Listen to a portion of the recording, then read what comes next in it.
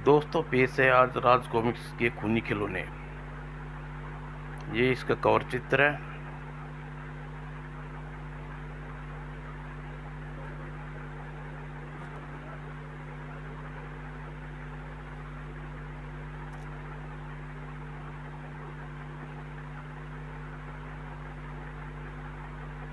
चलो दोस्तों शुरू करते हैं।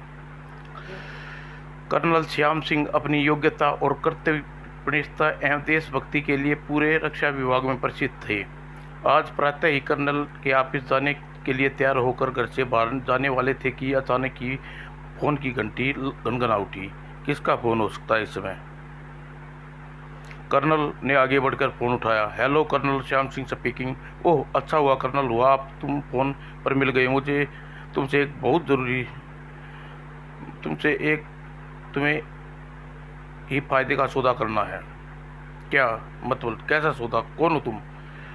आपका हितैषी समझो मुझे कर्नल। कहो बात करने को तैयार हो या नहीं, अन्यथा मजबूर होकर मुझे कहीं और मुंह मारना पड़ेगा। तुम न जाने क्या बकवास किए जा रहे हो। मुझे एक पल भी बेहद कीमती है मिस्टर सिरपरे। तो फिर सुनो, मैं जानता हूँ कि तुम भारतीय मिलिट्री के बहुत महत्वपूर्ण पद पर कार्यरत हो। तुम्हारे पास मौजूद ही मिलिट्री के रहस्यों के कुछ गुप्त कागज हैं। कीमत शायद तुम आंकी जा सकती है, मगर हम तुम्हें मुंह मांगी कीमत दे सकते हैं। क्या बकते हो? कान खोलकर सुन लो। मेरा नाम कर्नल श्याम सिंह है, जो वतन के नाम पर मर सकता है। चंद चांदी के सिक्कों की खातिर उसे अपने देश के फरोश के हाथों में नहीं सौंप सकता। सोच लो कर्नल, यह सौदा मजबूर कर लो, वरना हमारा काम तो पूरा हो ही जाएगा, व्यर्थ में तुम अपनी बहुमूल्य जान से हाथ धो बैठोगे। तुम जैसे गद्दार हो, गीदड़ धमकियों में डरने वाला नहीं हूँ। न फिर फोन करना सिर पर मूर्ख जाहिल।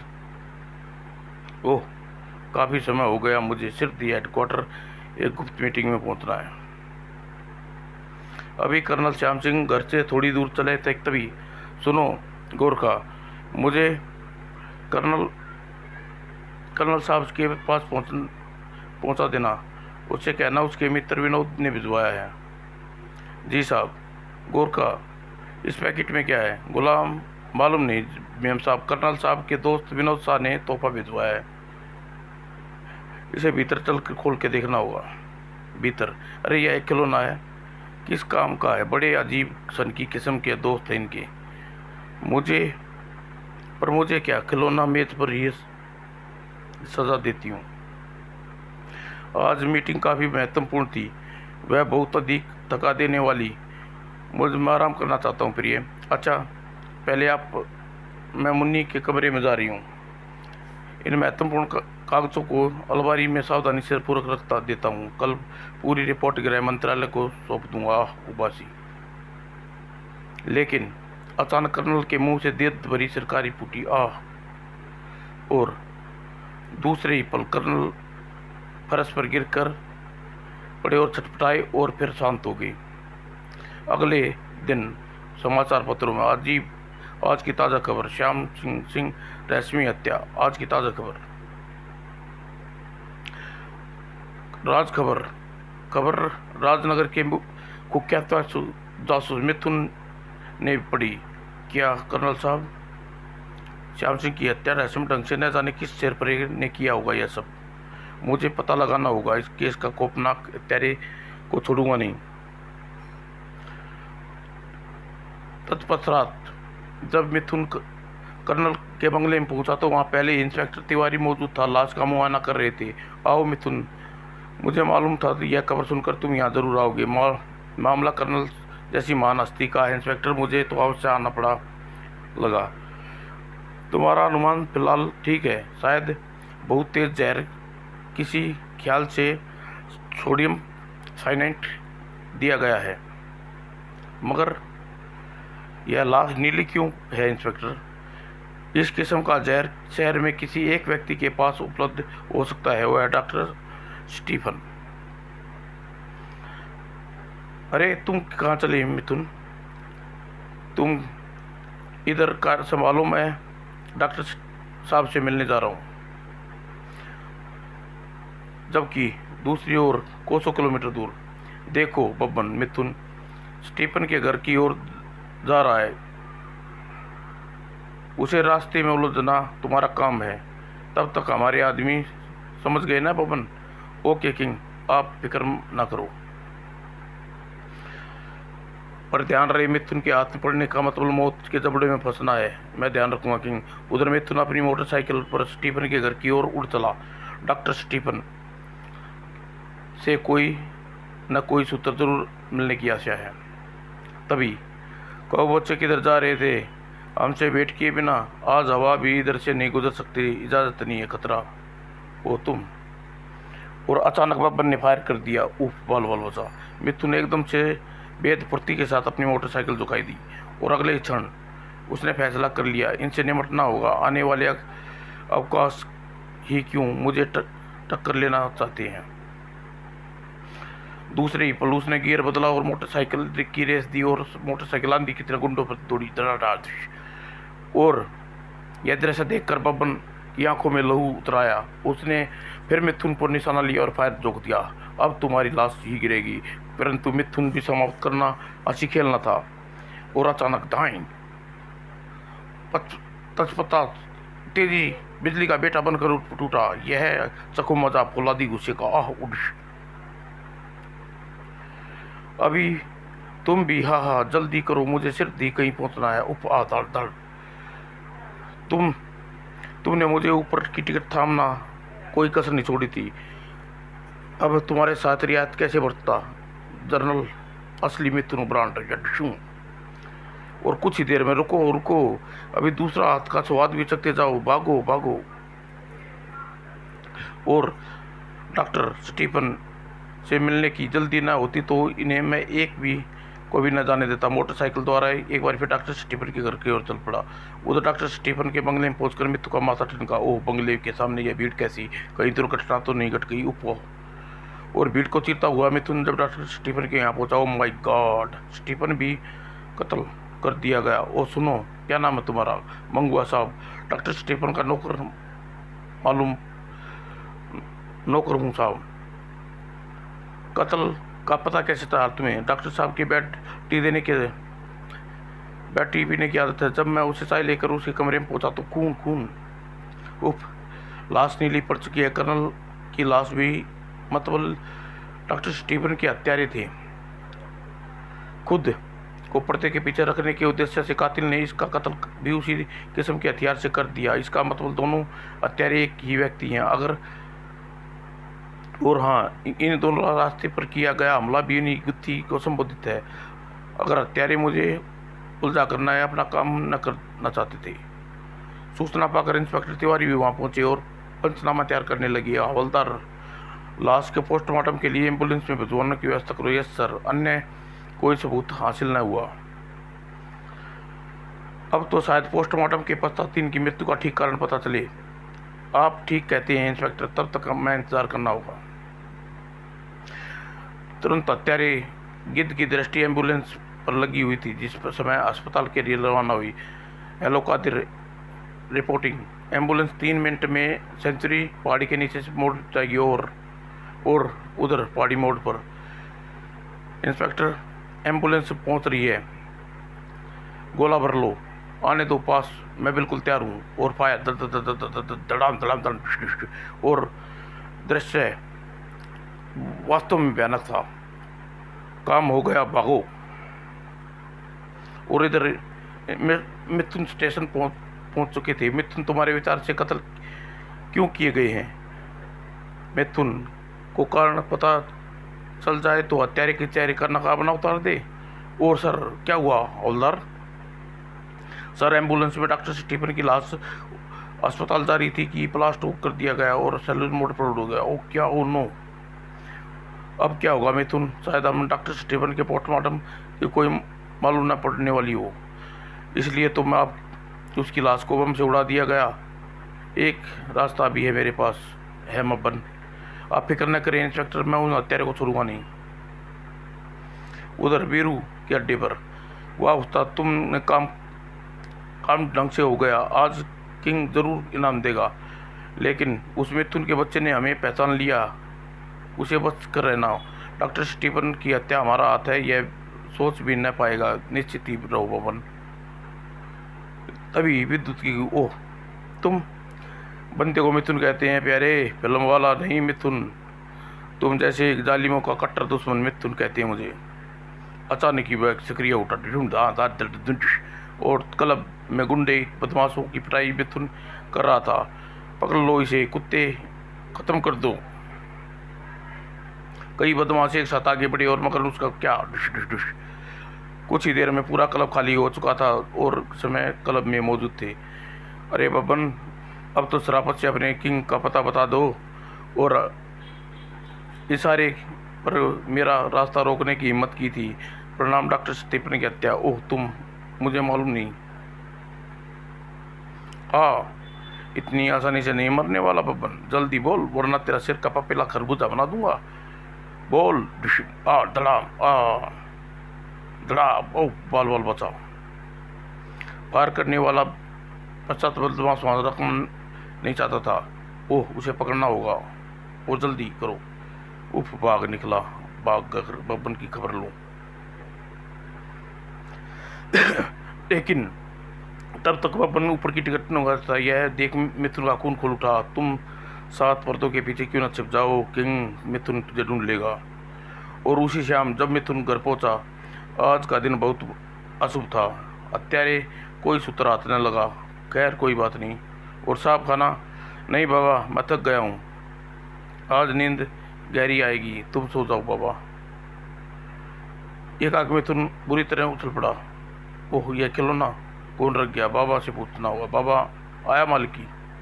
यह खिलौना तुम्हारे लिए कोई दोस्त भिजवा गया बेटे। ओह अजय, खैर तुम जाओ।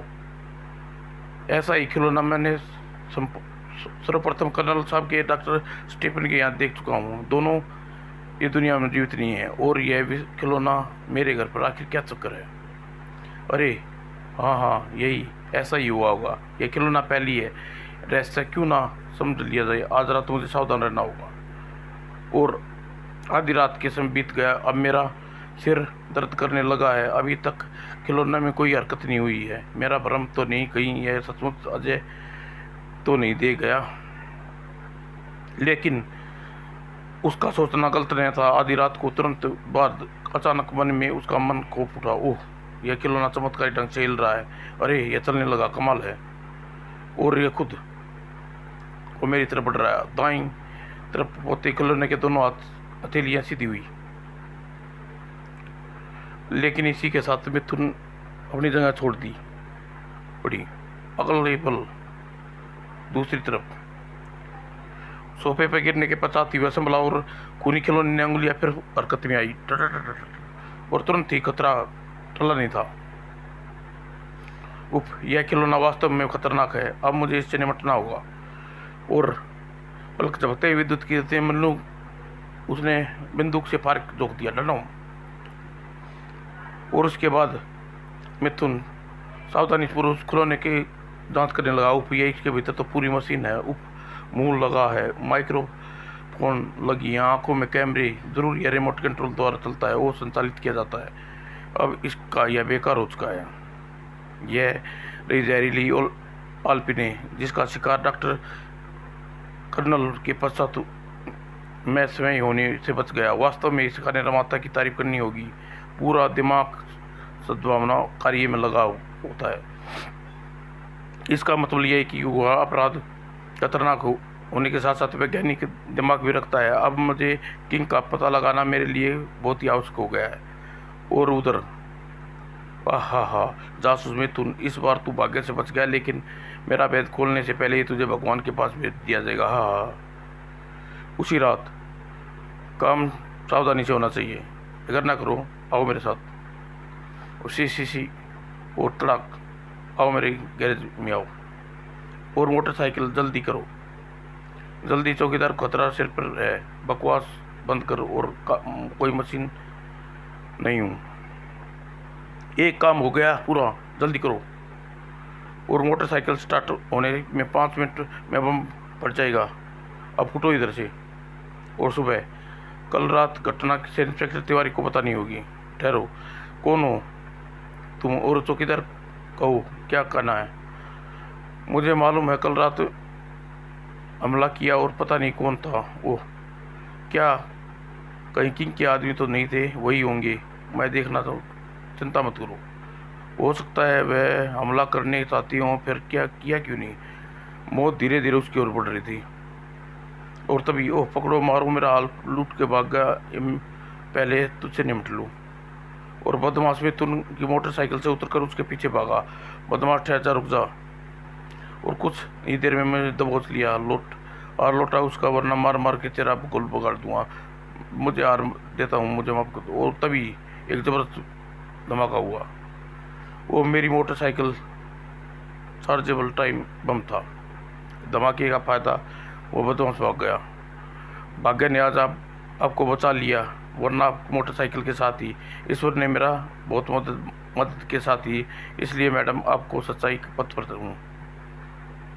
इधर घटना के पश्चात मिथुन ने टैक्सी द्वारा पुलिस स्टेशन पहुंचा और तथा यह घटना के विषय में इंस्पेक्टर को अवगत करवाने के बाद बोला, उस खिलौने ने खूनी खेल खेलना ही कहना होगा इंस्पेक्टर। मुझे उम्मीद है कि उसके जरिए मैं किंग तक पहुंचने का कोई सूत्र मिलेगा। वो खिलौना भी अभी कर्नल डॉक्टर स्टीफन के घर में मौजूद है। यही तो मैं कह रहा हूँ कि तुरंत चलकर उस खिलौने को अपने कब्जे में करना चाहिए ना था, वही हाथ से निकल जाएगा और हम तुम पकड़े रह जाएंगे। चलो ठीक है, यह हुई ना बात। आओ, मेरे ख्याल से तुम्हारी मोटरसाइकिल में बम किस लिए लगाया होगा? किंग खिलौने का रहस्य तुम्हारी मृत्यु के साथ रहस्य बन जाए, ऐसा ही है। कर्नल के घर पहुंच गए। माफ़ करिए, मुझे ज़रा कष्ट देना है, कहिए। मुझे एक खिलौने की तलाश है जिसे कर्नल साहब के दोस्त ने तोहफे में हाल में दिया हो। आइए मेरे पीछे, आपको वह रूम में ले चलती हूँ। खिलौना यहाँ था, इस मेज पे रखा था। कमाल है, कहाँ गया? और सहसा मिथुन को वहाँ से भागते हुए दिखाई दिया। जल्दी स्टीफन को बंगले में चलिए इंस्पेक्टर साहब। अरे सुनो तो।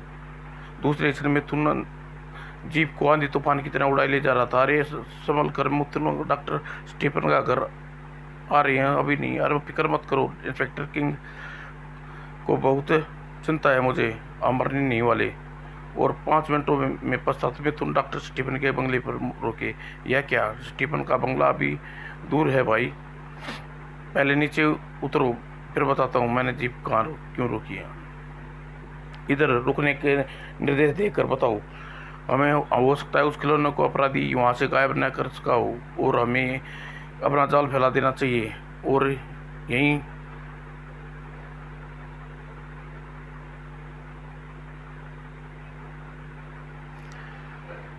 जाल फैला देना चाहिए, समझ गए ना? मेरी जीप बंगले पर ले जा रहा हूँ।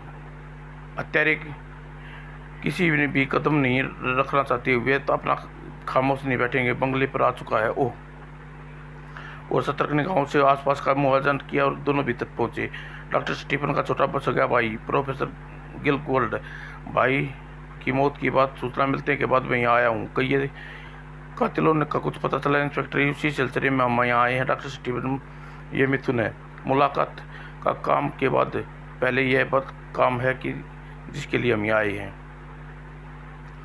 और मिस्टर रॉबर्ट गिलेटिन के साथ स्टीफन कक्ष में पहुंचे और ठहरो इंस्पेक्टर साहब, मुझे अभी मेरे दिमाग में कुछ बात करों दी है। अगर खून खिलौना भीतर हुआ तो कैमरे की मदद से हमारा प्लान चौपट कर सकता है। आता हमें छिप कर उस खिलौने की उपस्थिति को देखना होगा। और मिथुन ने पोल से आंख भीतर मुआयना किया और प्रसन्नता से क्या उठा हुआ खिलौना भीतर ही है इंस्पेक्टर। हमें वह कहीं छिपा कर इंतजार करना होगा। इंस्पेक्टर किंग के आदमी प्राप्त करने की कोशिश जरूर करेगा। मैं मुख्य द्वार पर नजर रखता हूँ, तुम प्रोफेसर के साथ यहाँ रहो। उसकी मेहनत रंग लाई। यह भाई साहब का नौकर कमरे की में क्या कर रहा है? कुछ गड़बड़ है, फिलहाल देखते रहो। भीतर चला गया और भीतर जाने के बाद इसने अपने कपड़ों के भीतर वह खिलौना छुपा लिया। वही खिलौना। अब इसका मतलब यह हुआ कि वो खबरदार, भागना कौन है? अपने कपड़ों में छिपा कर ले जा रहे हो। मेरा शक सही निकला। यह खूनी खिलौना तुम यहाँ लेकर आए थे। सावधान, तुम्हारी आवाज़ मेरे कानों में गूंजनी चाहिए। मैम मुझे माफ़ कर दो बापू, लालच में आ गया था। मुझे खिलौने लाने की मुझे 100 रुपये मिले थे और बंगले के बाहर वह लाल जैकेट पहने आदमी है, उसे पकड़िए। हूँ गंगवा, तुम्हें माफ़ी मिल जा सकती है, पर तुम वही करोगे जिसका आदेश तुम्हें लाल जैकेट वाले ने दिया है। जी अब मैं देखूंगा मेरे हाथों कैसे बचता है। चल कर इंस्पेक्टर साहब को सूचना करता हूँ। और कुछ देर बाद आओ।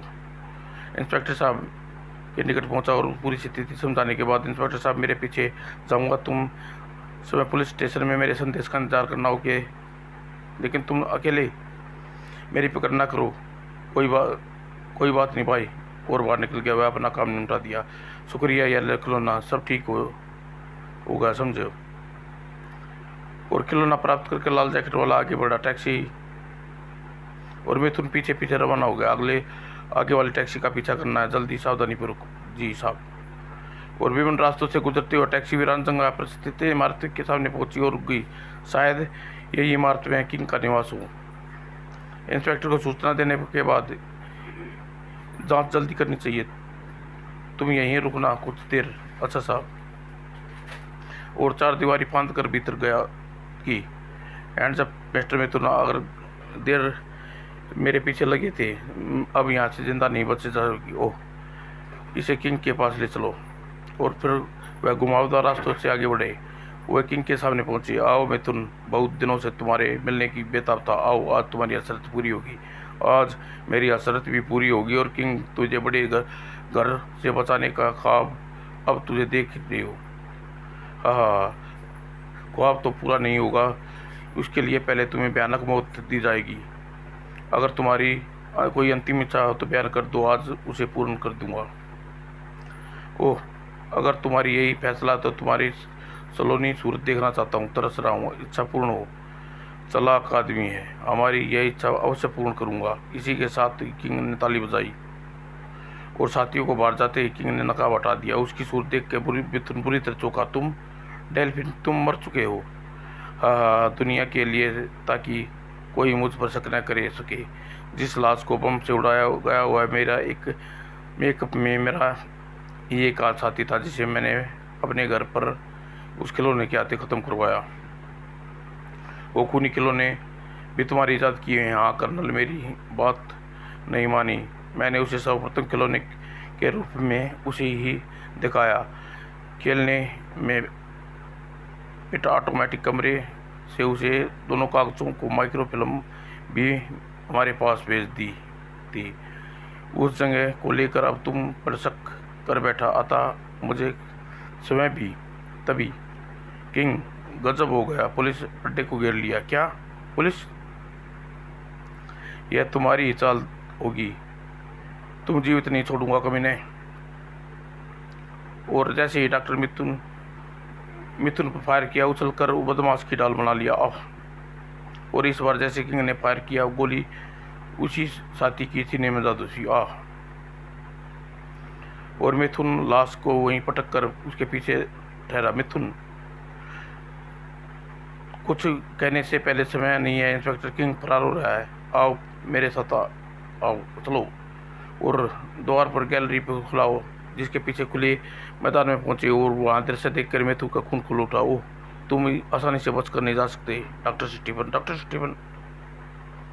उसी क्षण मिथुन ने हेलीकॉप्टर पर निशाना लेकर फायर किया। दाएं। और आज निशाना अचूक था।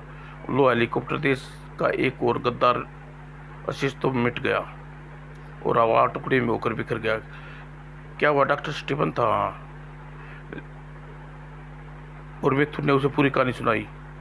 लेकिन इंस्पेक्टर, आप यहाँ कैसे पहुंचे? जासूसों की जासूस करने मैंने तुम्हारे पीछे हवलदार को लगा दिया। ओह, बाद में उसकी सूचना मैंने पाकर पुलिस फार्स का छापा कर मार दिया। देश के अन्य गद्दारों को भी गिरफ्तार कर लिया। अब इमारत की तलाशी के दौरान कई आपत्तिजनक वस्तु जांच की जाएगी। समाप्त। दोस्तों अगली कॉमिक्स आपके सामने जल्दी पेश करूँगा।